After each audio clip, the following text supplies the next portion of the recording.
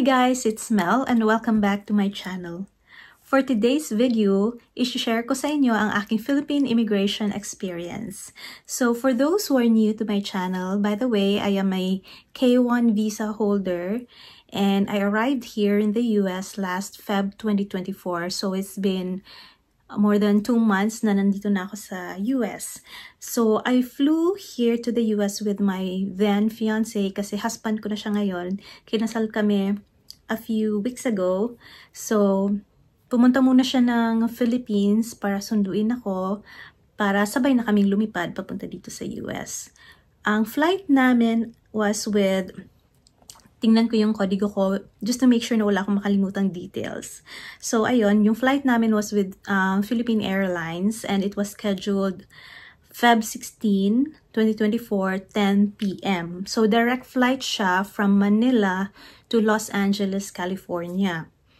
And then, yung sa akin kasi, nakatira ako sa province pa. So, we had to fly to Manila a day before our international flight just to be sure na hindi kami malate sa aming international flight kasi iniiwasan namin yung mga flight cancellations, what if may mga canceled domestic flights, so mahirapan kami on the day na. So the day before ng international flight namin ay lumipad na kami papuntang Manila. So nag-hotel kami sa Manila.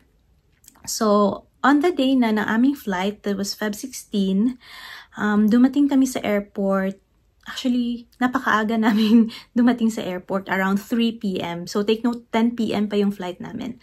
But then, since 2 p.m. yung check-out time namin sa hotel, at wala na kaming ibang matambayan, at gusto rin namin na mag-spend more time pa with family dun sa airport. So, pumunta na kami ng airport ng mas maaga.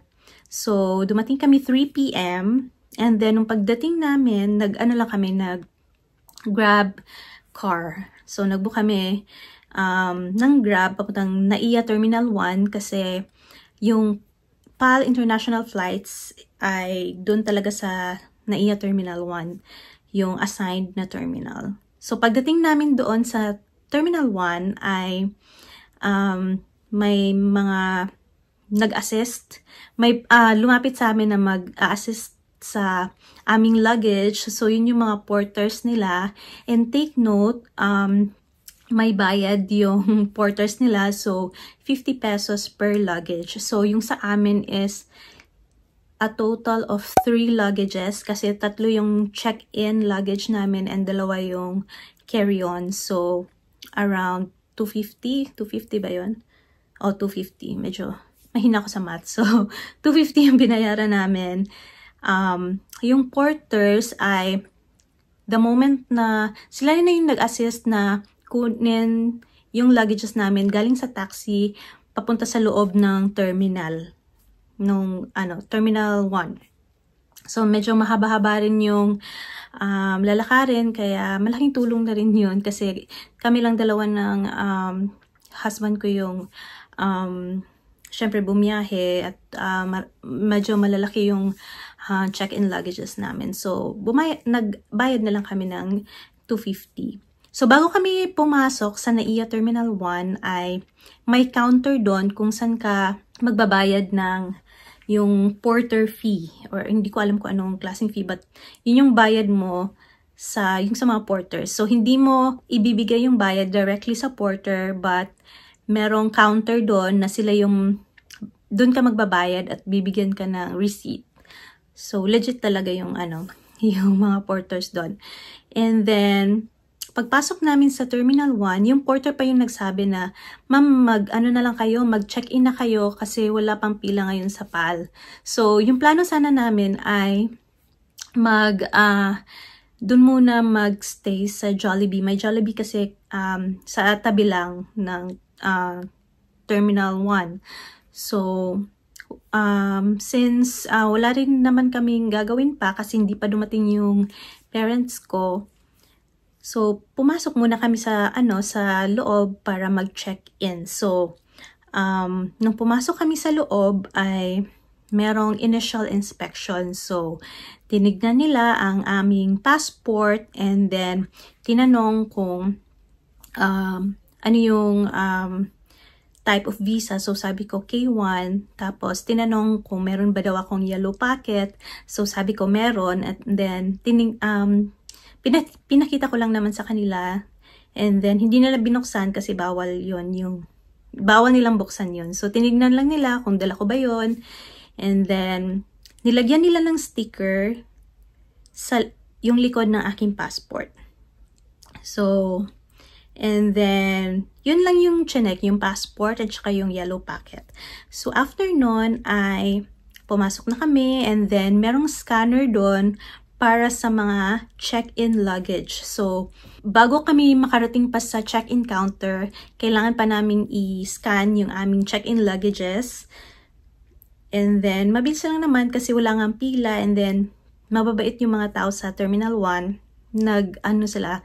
Willing sila mag-assist sa inyo. So, after nung scanner, dumiretso na kami sa PAL check-in counter. So, wala nga talagang pila. So, diretso ka kami doon and then, binigay lang namin yung passport namin and then, chinek nila yung flight details at yung sa amin kasi is meron kaming US domestic flight. So, sinabihan lang kami kung saan namin pwedeng kukunin yung aming luggage. So, yung sa amin is, pagkarating namin sa LA, kukunin namin yung luggage kasi ibang airline yung sasakyan namin papunta sa aming final na destination sa US.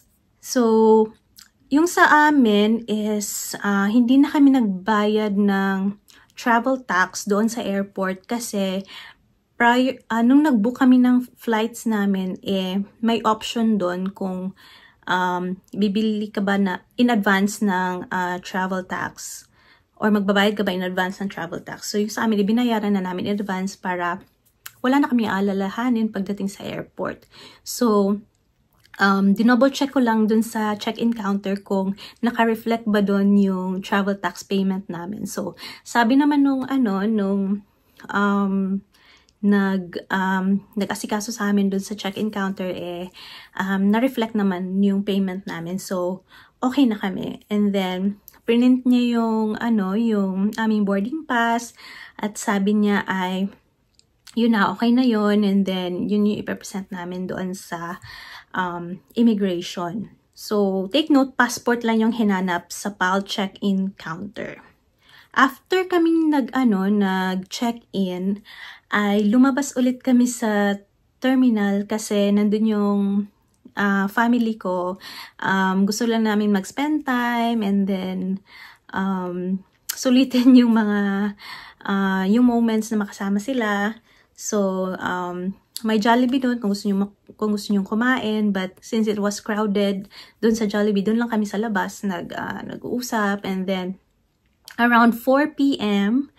ay nag-decide na kami na pumasok ulit sa loob ng Terminal 1 and then pumila na sa immigration. So maraming counters doon for the immigration and tinanong ko sa isang officer kung since kasama ko yung fiancé ko ay kung pwede ba kaming pumila ng sabay. So sabi niya dapat separate yung pila. So magkaiba kami ng counter and then yung turn ko na doon sa immigration officer, doon sa counter, ay ang binigay ko is wala siyang hiningi sa akin but ang binigay ko sa kanya is ang boarding pass, ang aking passport with visa, and then ang aking CFO certificate. So yun lang yung tiningnan niya. Wala na siyang ibang hiningi ni yung e-travel na supposed to be ay mag-register ka. Hindi niya tiningnan yon. So, tatlo lang yung binigay ko. Boarding pass, passport with visa, and then yung aking CFO certificate. After nun ay kinuha na niya ako ng picture. So, tapos tinatakan yung passport ko. Pero, nagdala na rin ako ng mga ibang documents just in case na hanapin. But, thank God, very smooth naman yung sa Philippine immigration. At wala nang ibang hinanap na mga kung ano-ano pang documents. So, pagkatapos na tinatakan yung passport namin ay dumiretso na kami dun sa scanner para scan yung aming mga carry-on na mga luggages at saka kailangan pa namin hubarin yung aming mga sapatos.